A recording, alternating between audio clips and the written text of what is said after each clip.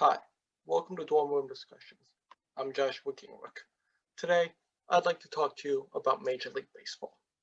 This season, with no fans in attendance and a shortened season, MLB lost a lot of money, over $5 billion, which 538 predicted in June. As a result, the league has to find a way to recuperate this lost money. They did expand the playoff field from 10 to 16, adding a wild card round. And more games equals more views, which equals more money. However, that might not be enough, and MLB feels that they need to gain money back from this season. And one way to do that is through expansion. MLB has tried to add more teams for years, and Commissioner Manfred has said that he wants to expand the playoff field. So today, let's discuss expansion. Let's talk about why the league does it and the benefits and drawbacks that would come with adding teams. Finally, I'll cover 3 locations that might be good expansion locations. Firstly, MLB hasn't added more teams to the league since 1998, when the Arizona Diamondbacks and the then Tampa Bay Devil Rays were brought in. Leagues expand for financial reasons. More teams mean more games being played, which leads to more money. In addition, while the first added team would probably mean raising taxes to pay for a stadium and other things for a team to function, long-term benefits might be nice because it would generate revenue as fans attend games and then local restaurants and bars before and afterwards. Of course, this is all once fans are allowed to return to games, of course.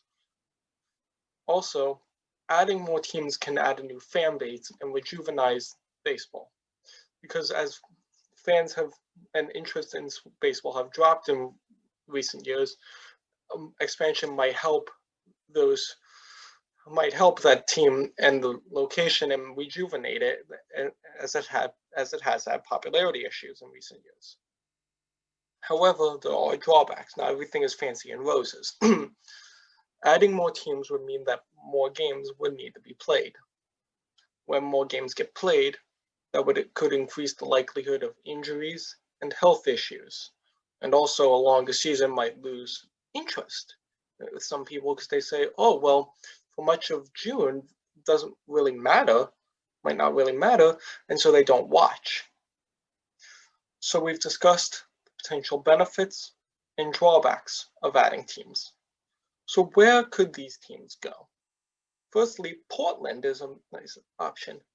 As we've known, Portland has a rabid fan base, as we've seen with the Trailblazers. The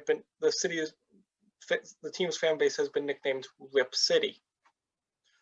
And so with such a interest and committed fan base, adding a baseball team there could be beneficial for the fan base. And also, since its location to Seattle, it could increase a rivalry with the Seattle Mariners. Secondly, Charlotte, North Carolina might be nice. As with the Portland and Trailblazers, Charlotte has shown that it can withstand a fan base with the Hornets and the Panthers, who play near there. And so it can sustain teams, so maybe adding a baseball team might be nice, and especially along that East Coast where there isn't a whole lot of baseball, it might be nice to try and get that fan base interested. And lastly, Montreal. In my opinion, the Expos were screwed over in the 1994 World Series because of the strike. In my opinion, they were the best team in baseball that year. And then because of fan issues, they were moved to Washington, D.C. and became the Nationals. However, I feel that adding a new stadium, renovating the stadium and bringing back the Expos would probably rejuvenate the fan base and be nice. And also, it would give a Canadian rivalry with the Toronto Blue Jays. And so MLB is thinking about expansion, especially because of the COVID situation and the issues. And there are benefits and drawbacks to adding teams, and it could rejuvenate a sport that has had fan issues in recent years. This has been Dorm Room Discussions. I'm Joshua Gingrich. Have a good day.